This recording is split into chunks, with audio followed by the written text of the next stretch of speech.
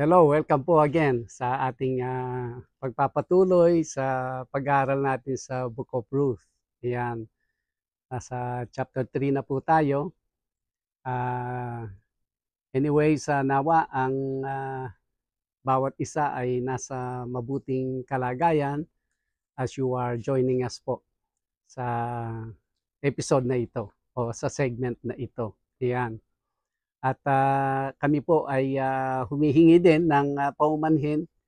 I think it was several days since nakapag-upload po tayo yung last Wednesday service sa dito sa YouTube. Ano po?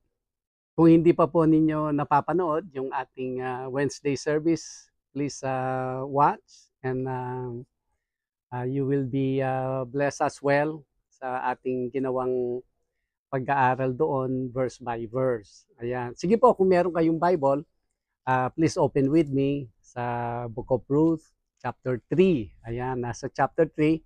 At ito po, patapos na po yung chapter na ito. Magsisimula po tayo sa, uh, anong sabi dito? Verse 14. Ayan, verse 14 hanggang sa verse 18, which is the end ng chapter ng Book of Ruth. Sige, I will start reading po sa verse 14. Ang sabi, "So she lay at his feet until morning, and she arose before one could recognize another. Then he said, 'Do not let it be known that the woman came to the threshing floor.' Also he said, 'Bring the shawl that is on you, and hold it.' And she held it. He measured 6 ephahs of barley and laid it on her. Then she went into the city. When she came to her mother-in-law, she said, 'Is that you, my daughter?' Then she told her all that the man had done for her. And she said, 'These 6 ephahs of barley he gave me. For he said to me, do not go empty-handed to your mother-in-law.' Verse 18, then she said, 'Sit still, my daughter, until you know how the matter will turn out. For the man will not rest until he has concluded the matter this day.'" Ayun po yung ending ng chapter na ito. Sa point of review, remember, sa pasimula po ng chapter na ito, si Naomi, binigyan ng instruction si Ruth na siya ay magpunta dun sa may threshing floor kung saan binabantayan ni Boaz yung kanyang mga harvest. At nung nagpunta nga siya doon, nagkaroon sila ng pag-uusap. Nalaman ni Boaz na Ruth was actually proposing to him na maging asawa niya, na kung if he is willing to uh, take her as his wife. Ayun. Maganda po yung kanilang naging usapan, di po ba, yung previous na segment natin, na si Boaz ay binigay po yung kanyang pangako na sige, sabi niya, "I will take you, but we have to talk to the relative which is nearer than me." Ibig sabihin, kung si Boaz ay second cousin, yung kakausapin nila yung first cousin. Dahil ang order dapat yung pinakamalapit na relative, kinsman. Ayun. Kaya yon, nung mabigay ni Boaz ang assurance kay Ruth, ito na nga yung binasa natin sa verse 14, na nagpatuloy na nahiga si Ruth sa may paanan ni Boaz. Again, hindi po dito sa tabi ni Boaz dahil iba na po yung invitation doon. Kundi dito lang sa may paanan, and then signifying na she is just there to propose if Boaz is willing to take her as wife, but not to have any indecent proposal, ika nga. Ayun. Kaya sige po, sa 14 ang sabi, so she lay at his feet until morning, and she arose before one could recognize another. Ibig sabihin, siyempre gabi po, natulog siya doon at hanggang doon sa part ng umaga na bago pa magliwanag ay tumayo na siya. Alright? And then sabi po niya, then he said, ito si Boaz ang nagsasalita, do not let it be known that the woman came to the threshing floor. Ano po yung habili ni Boaz na sige anak or sige my daughter, pumayo ka na. At habang madilim pa at para hindi malaman ng mga tao na may babaeng nagpunta sa threshing floor. Alam po natin wala namang masamang intention si Ruth at wala naman pong masamang ginawa si Boaz. Pero dito iniingatan yung reputation, ano po? Yung wag magbigay ng room na may masabing masama yung tao kahit wala po tayong ginawang masama. Hindi po pwede yung attitude, bayaan mo sila. Kung hanggang kaya natin bilang mga Kristiyano, hanggang kaya nating ingatan sila o ingatan ng mga tao na huwag mag-isip ng hindi maganda towards us sa mga ginagawa natin, sa mga sinasabi natin, at sa mga action natin, ay we have to help them not to commit na pagkakamali o makapag-isip sila ng hindi maganda. Ayun. Di po ba napakagandang ano po yon practice na hindi sometimes dahil tama yung ginagawa natin, hindi na natin i-consider yung mga taong sabihin na nating hindi fully aware kung ano po yung mga activities natin. Hanggang maaari pati sila ay ingatan natin, especially dito po sa konteksto nila, ay maiwasan yung paglaganap ng chismis. Kasi pag nakita nila, hey, si Ruth, nandun siya, galing siya sa threshing floor ni Boaz. O yun, syempre, iba't ibang storya na po ang kakalat dyan. Kaya ang lesson po dito, we have to also protect those people. Ano po? Hindi yung dahil tama yung ginagawa natin, ay wala na tayong pakialam kung ano man yung sabihin nila. Ayan. There are times na hindi po natin makontrol yon, then let it be. Pero hanggang meron tayong magagawang paraan na sila din ay maprotektahan na hindi na sila mag-isip pa o magsalita ng hindi maganda, mas mainam po yon. Yes? Alright. Sige po, ang continuing, sabi niya, also he said, bring the shawl that is on you and hold it. And when she held it, he measured 6 ephahs of barley and laid it on her. Then she went into the city. Ito po yung balabal ni Ruth. Sabi niya, ano mo yung balabal mo, and then nilagay niya yung 6 ephahs of barley. I think the last time we talk about this ay nasa what is it? Some kind of gallons, ano po. So kung titingnan natin kung ano ang pwede po nating pagpulutan ng lesson dito. Remember, si Ruth po ay nagpunta siya doon not for the barley. But she went there to obey ang naisip na magandang plano ni Naomi at nag-lay siya ng instructions. Yes, there is this danger involved na pwede po siyang maabuso, and yet dahil tiwala siya kay Naomi, she obeyed completely.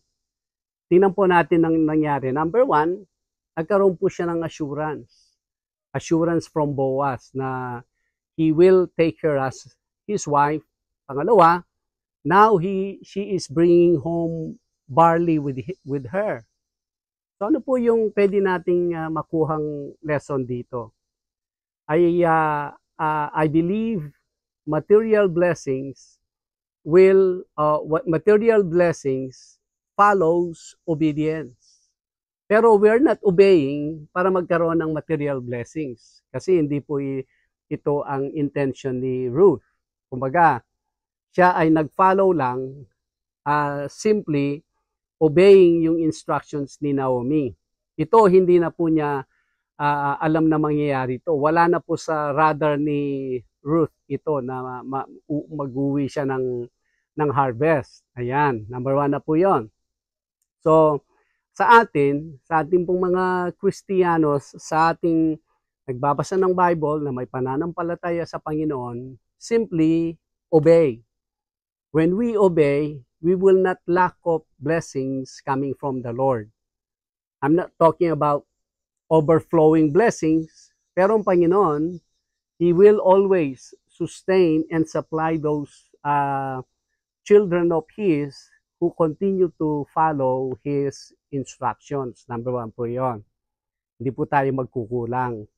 Hindi po yung nag-obey tayo para magkaroon tayo ng material blessings. Hindi rin po yon. Just simply obey. At ang Panginoon ay He will not send us home empty-handed. Pangalawa, sabi ni Boaz, kaya niya binibigay yon para sabi niya, huwag kang babalik sa iyong mother-in-law empty-handed. No naman po yon. So tingnan natin yung lesson dito from the perspective kung ano yung kaisipan puso ni Boaz. Kumbaga, si Boaz sending si Ruth back to Naomi, he wants to convey a message kay Naomi. Everything went well. Everything went well. To the point, here, meron pa siyang dalang barley. Ganon din po sa atin. Kumbaga, pwede nating character study, pwede nating iposes si Boaz, o pwede nating tinan ang Panginoon bilang si Boaz. Pwede pong ganun eh. Pwede nating yung tinatawag na multiple hermeneutics. So, tingnan muna natin yung isang possession na tayo si Boaz. Like I said, yung mga previous na pag-aaral natin, hindi po yung salita is enough to bless someone. When you say it's good, meron po siyang tangible na it is good nga. Hindi mo sabihin na, oh, you're doing a good job, pero ikaw, wala ka namang ginagawa when meron kang pwedeng gawin. Hindi po yun kumpleto. Si Boaz, gusto niyang i-communicate kay Naomi, everything went well according sa pagpunta ni Ruth. Kaya nga, ito'y proof. No? Ito po ay katunayan na maayos lahat ang naging usapan namin. Ayun. Kaya dapat hindi lang po salita, kundi lagyan din po siya ng gawa. Hindi yung puro God bless you. Hindi puro yung, oh, you're so good. Pero wala naman nakikitang tangible na involvement. Let's say yung, kumbaga, yung resources. Wala naman resources na i-involve. Ayun. Sige po. And the other one is, sabi niya, when she came to her mother-in-law, sa verse 16, she said, is that you, my daughter? Kasi medyo madilim pa eh. So may kaluskos, may pumasok sa pinto. Kaya ang tanong ni Naomi, ikaw ba yan anak? Sa verse 7, sabi niya, then she told her, ito na ngayon, nagsasalita si Ruth, then she told her all that the man had done for her. And she said, these 6 ephahs of barley he gave me. For he said to me, do not go empty-handed to your mother-in-law. That is the message. Na everything went well. Ito na nga, katunayan, may dala pang barley si Ruth. Verse 18. Ito po yung last verse na pagpupulutan natin ng mga lessons. Then she said, sit still, my daughter, until you know how the matter will turn out. For the man will not rest until he has concluded the matter this day. Remember, isang hermeneutics o yung correlation na tinitingnan natin na si Naomi, parang siya yung nag-guide sa atin ang Holy Spirit guiding us on what to do in this life, di po ba? So ngayon nung parang kung tayo si Ruth, mga Kristiyano, nababasa natin, we have experience with the Lord sa kanyang salita. Ngayon, si Naomi bilang the Holy Spirit now continue to letting us know ano ang ginagawa ng ating Panginoon. Meaning kung tayo ay so active in our relationship sa ating banal na espiritu, guided po tayo. Kasi sabi ni Naomi, sit my daughter. Sabi niya, sit still my daughter. Pag sinabing sit still, na literally sitting down. Kumbaga, count on it, o magkampante ka. O kaya kumbaga yung panghawakan mo yan, sabi niya. Panghawakan mo.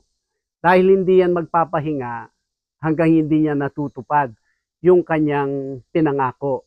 Di po ba si Naomi, kilalang kilala na niya si Boaz.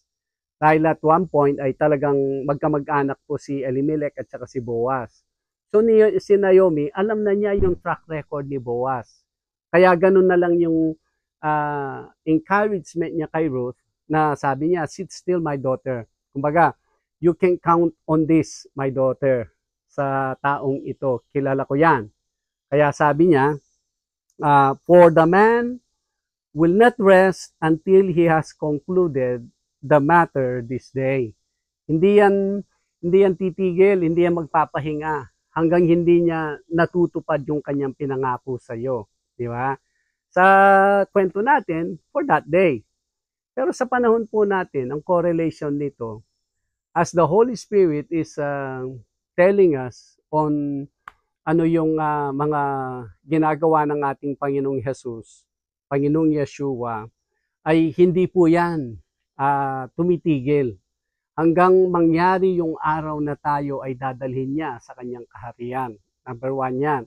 Kaya kung active at constant yung ating relationship sa ating Panginoong banal na Espiritu, we are encouraged. Parang it's always fresh sa atin that the Lord Yeshua, Jesus, hindi pa po tayo nakakalimutan. Even though ang nakikita nating mga nangyayari sa mundong ito, kaguluhan, chaos at talagang lumalaganap na ungodly na mga kaisipan, ungodly approach ng tao.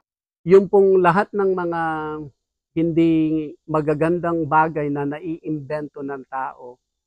Ngayon po, nagsisimula sa mga young people pa. Talagang how much more pag ang mga young people na yan o yung mga bata ay sila na yung sila na po ang maging adult. Grabe po ang naghihintay sa mundo. And yet, hindi po natin masasabing nakalimutan na tayo ng Panginoon kung tayo ay actively in the Lord. Di po ba sabi sa Book of Romans na for those who are led by the Spirit will have eternal life. For those who are led by the flesh will die. Kumbaga, death yung ina-follow nila. I will flash po dito sa screen natin yung exact na verse. Ayun. Kaya ang tanong is, are we being led by the Holy Spirit as of right now? Kasi kung hindi po tayo led by the Holy Spirit, ang mangyayari po dyan is this. Ang sinasabi po sa end times na even Apostle Paul saying na bago darating ang ating Panginoon, there will be a great falling away. Falling away meaning yung may apostasy na mangyayari na yung mga dating nag-a-attend ng church, yung dating active sa church, manlalamig yung kanilang relationship sa Panginoon. To the point na ma-realize nila pwede naman palang mabuhay kahit hindi ka ganong active or hindi ka ganong involved sa gawain. So little by little ay lumalayo po yan at they will focus only kung ano yung iniisip nilang to get them advantage o kung ano yung comfort o kung ano man yung convenience sa buhay nila, all of a sudden, they're no longer so connected sa banal na espiritu. So, to the point na pwede naman pala silang hindi na mag-church. Pwede naman pala silang hindi na so involved o magbasa ng Bible. Yun na yun, magsisimula na yung spirit of apostasy sa kanila, apostasy, and then yung falling away. Kaya ang sabi ni Paul, before the coming of Christ, before the rapture, ay there will be a falling away among sa mga believers. Kaya ang mga believers, ang kanilang, ang ating pong pinaka-responsibility na nawa tayo ay patuloy na nakikiusap sa Panginoon, patuloy po tayong nabubuhay sa isang buhay na guided by the Holy Spirit. Kung hindi, tayo po ay mapapasama sa falling away, meaning kakalimutan, ay hindi na yan babalik. Ay matagal pa yan. Yun na yung parang all of a sudden, mawawala sa kaisipan natin na the Lord Yeshua, Jesus, is so active in working in all things hanggang hindi niya natutupad yung pangako niya sa atin na there will be a marriage of supper of the Lamb. Kumbaga, magkakaroon ng marriage yung church and Him. Hindi siya nagpapahinga. He is all working in all matters para yun ay magkaroon ng consummation yung kanyang pinangako sa atin. Yung tayo'y dadalhin niya sa kanyang kaharian at tayo, we will ever be with Him forever and ever. Yun po'y pinangako ng ating Panginoong Jesus. Kaya hindi po yan nagpapahinga. And yet, kung tayo are being led by the flesh now, parang hindi na natin ganong naiisip yon. Pero kung if we are led by the Spirit, parang si Naomi, sinabi niya kay Ruth, sit still my daughter. Hindi yan magpapahinga hanggang hindi niya natutupad yung pinangako niya sa iyo. Panghawakan po natin yon. Yes? Alright, salamat po. Again, si Pastor Ramesses Gamboa po ito. At nawa, kung hindi pa po kayo nakapag-subscribe, you can do us a favor. Subscribe lang po para dumami yung ating subscriber. Kung meron po tayong bagong video, whether dito sa Root or sa mga speaking engagement, ay ma-send po namin yung notification sa inyo. Salamat po. Hanggang sa susunod, titingnan natin yung chapter 4. God bless you and shalom.